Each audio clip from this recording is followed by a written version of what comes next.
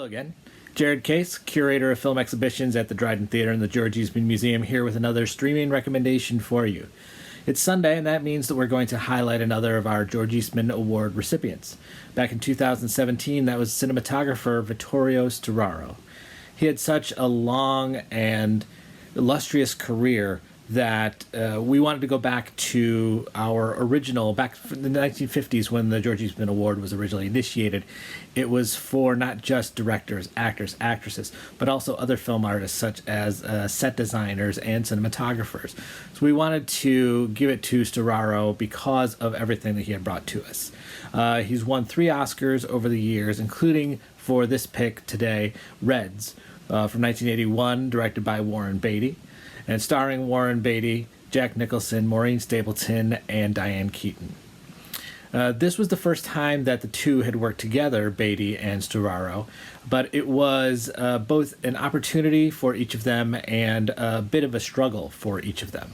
So Beatty was very much coming at this project from an actor's standpoint. He was very much interested in what happened before the camera rather than what the camera was doing as a character within the film or how it was enhancing the story.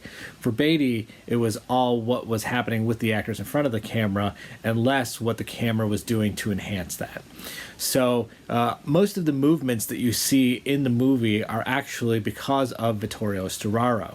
And as their relationship has gone on, both in Dick Tracy and in Bulworth when they worked together, they've actually switched a little bit where Beatty is actually the one more interested in moving the camera and as a director how that can work with the film. And Storaro is more interested in that stillness. But Storaro's main contribution to this was actually in the use of a system that was fairly new at the time, done by Technicolor, called ENR. And this was a color process that bleached less of the black out of the prints than had been done in the 1970s. So this brought not only a richer black, but it also tended to make the colors a little more stated, less vibrant, gave it more of a painterly quality is what Storaro was going for. A little bit more like sculpture. Give it a little bit, with that extra black, you get a little bit extra depth. And this was what he wanted to bring to this, not only to evoke the time period, but also to give it that sort of legendary quality as this 3-hour biopic was going to give it. So that was what Storaro brought to Beatty, and Beatty loved it. Not only was that used for the main action, but the deep blacks that were done, that were used for the testimonials with these people who actually knew Reed and were able to talk to the process that was going on at the time.